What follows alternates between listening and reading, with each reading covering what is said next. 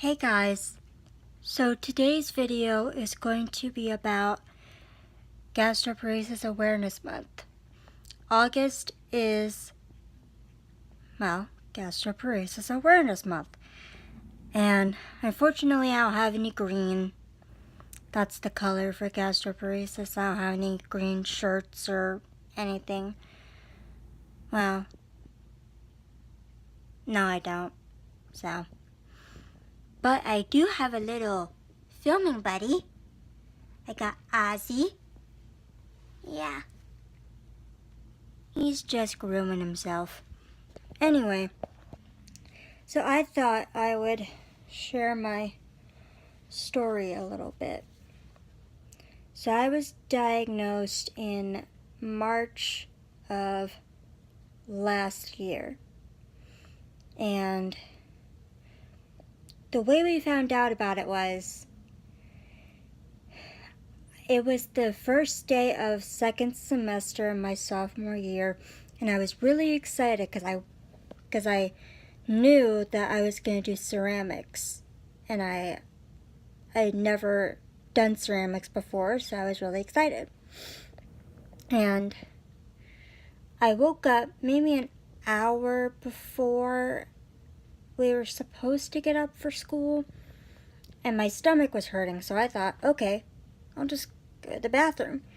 And on my way to the bathroom, I started to feel nauseous, and I grabbed a puke bucket out of the closet and sat it in front of the toilet, and then had some diarrhea and threw up at the same time.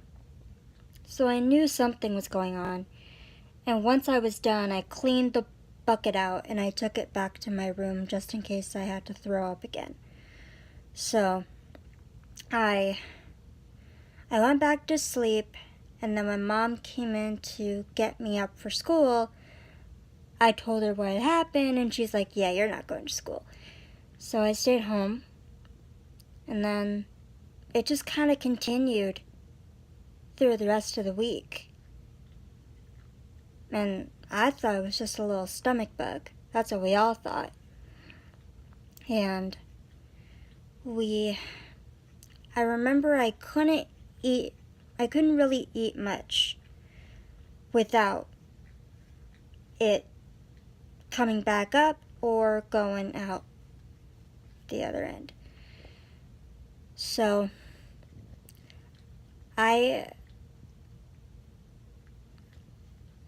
we just thought it was a little bug and that I would get over it, and I can't remember if it was the second day or the third day, but I had just taken my shower, and as I was getting out, I had to go. So I sat on the toilet, and I started to feel nauseous, and I yelled, I need a bucket! And Mom came in and gave me one, and I just threw up. Sorry if this is TMI, this is just what happened. So it continued for a week, and then after that I started to feel better. I went back to school, and then the next Friday, I remember I had just gotten off the bus, and I was like walking to my ceramics class, and I had to go to the bathroom again. And so I did what I had to do and went to my class, and my ceramics teacher was teaching us something. I can't remember. He was like teaching us a technique or something. And I just remember feeling extremely nauseous, and I was texting Mom in the middle of class, which I probably shouldn't have been. And even he noticed, like he walked by and he was like, so he noticed. But once he was done doing his lecture, I guess, I told him that I did not feel good, and he grabbed my backpack for me and walked me to the office. And when we got there, he gave me the garbage can in case I had to throw up, and then Mom came and got me and all of that. So then, we met up with my GI doc, and she suggested doing a gastric emptying study. So, we would go get pictures of my stomach, and they had like food that I would eat. It was eggs and toast with jelly on them, and I'm not a jelly person. And I even asked the nurse, I was like, can't you just like put peanut butter on it or not have it with jelly? And she's like, unfortunately, that's just how it is. We can't change it. But I ate it anyway. It just took me a long time to chew it up and swallow it. And they only gave me like so much water. Like, you know those plastic cups that they use at parties? Those clear plastic cups? That's how much water they gave me. And it's like, everything is measured out to a certain amount. And if you get more than a certain amount, it will screw the test up. So what they did is I ate the food, then they took an x-ray right after I finished eating, then we waited an hour, took another x-ray, waited an hour, x-ray, then waited 2 hours and did an x-ray. And what they were doing is they were measuring how much food was still left over a 4-hour period. And I think it's like you have to have a certain amount to be diagnosed with gastroparesis. I don't remember what my percentage was, but it was definitely over the limit of amount of food. So I was diagnosed, and the doctor was so quick about it. She called us the next day and told us, and I'm like, how did you look at that so fast? Like, I guess she knew what to look for. So that's kind of my story of being diagnosed. I don't have a feeding tube yet, and hopefully I never will, but we don't know. And honestly, as long as these Botox injections work, I think I'll be fine. Actually, we have 4 more days until we go down to Cincinnati, and then 5 more days until my procedure. My procedure is going to be this upcoming Friday. And I can't wait to see my friends and just get out of this house. We haven't gone anywhere this summer, and I am really excited to get out of here and go down there. Because I had a bunch of ideas of what we could do, but nobody wanted to do them. Or it was because of money or whatever. But Cincinnati it's always a fun time when we get to go down there. And I can't wait. And my treatment before we found out about the Botox was an antibiotic called erythromycin. And I took it from March, maybe April to August. And then once I started doing the Botox, I stopped taking it.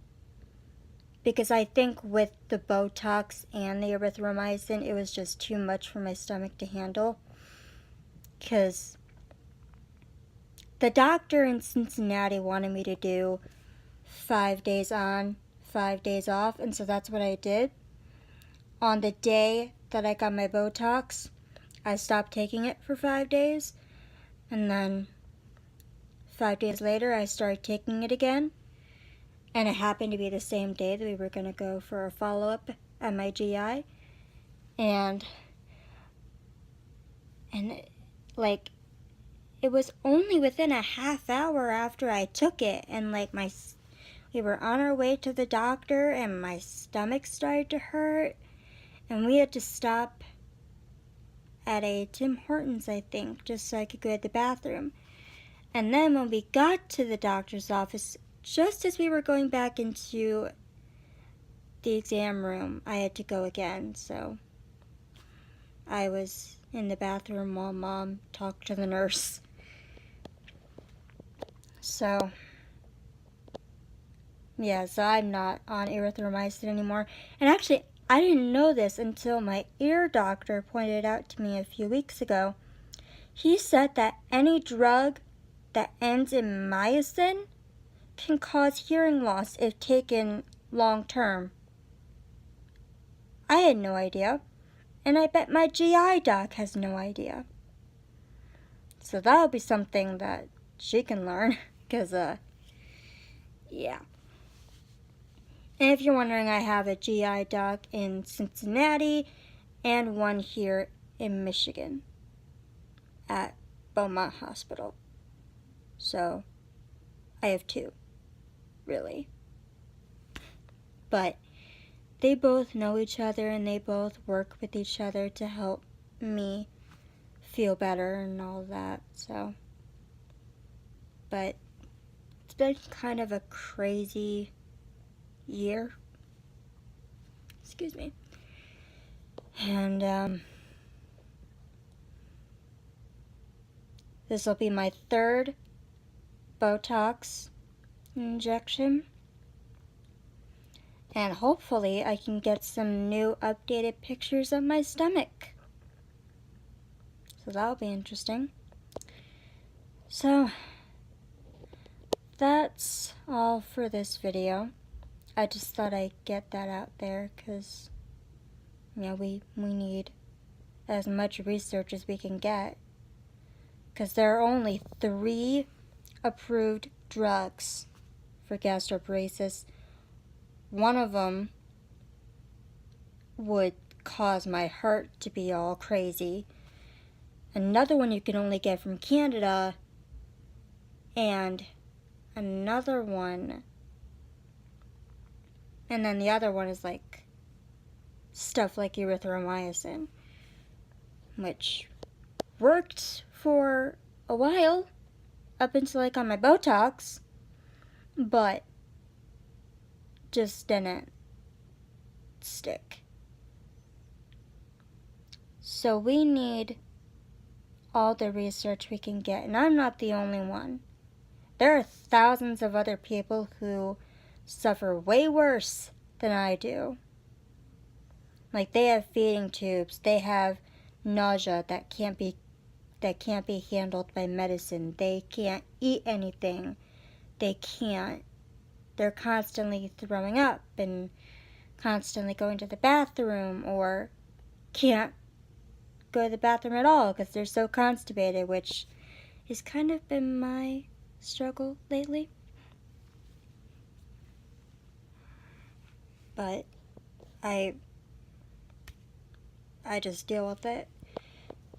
But there are many other people who suffer worse than I do.